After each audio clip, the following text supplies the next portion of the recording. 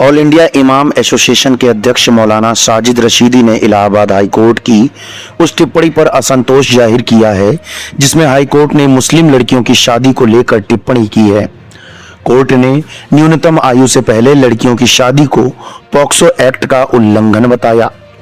मौलाना साजिद रशीदी ने live in relation के लिए आयु का जिक्र करते हुए हाई कोर्ट के कथन पर टिप्पणी की है।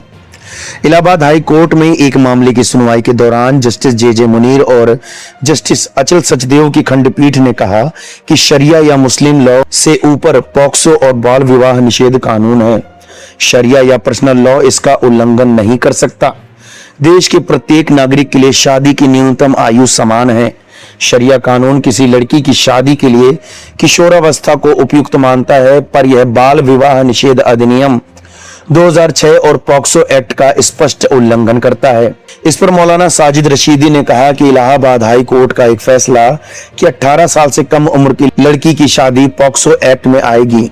बड़ी अजीब सी बात है कि जिस देश में 16-17 साल की लड़की 15 साल की लड़की रिलेशनशिप में रह सकती है, वहां 15-16 साल की लड़की जो बालिग है वह अपनी शादी, अपना निकाह नहीं कर सकती। उन्होंने कहा, सवाल यह है कि संविधान में मुसलमानों को 3 चीजें मिली हैं, निकाह, तलाक और विरासत।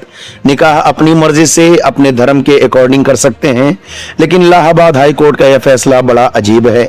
जब शरीयत में बालिग होने पर लड़की की शादी जायज है, तो इलाहाबाद हाई कोर्ट को इस तरह का फैसला या पॉक्सो एक्ट के तहत इस तरह की बातें नहीं करनी चाहिए थी।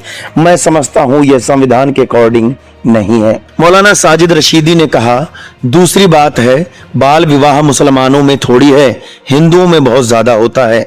सबसे ज्यादा पश्चिम बंगाल में, बिहार में, त्रिपुरा में, झारखंड में, असम में, राजस्थान, आंध्र प्रदेश, तेलंगाना और मध्य प्रदेश में जाके देखिए आप। उसकी वजह क्या है?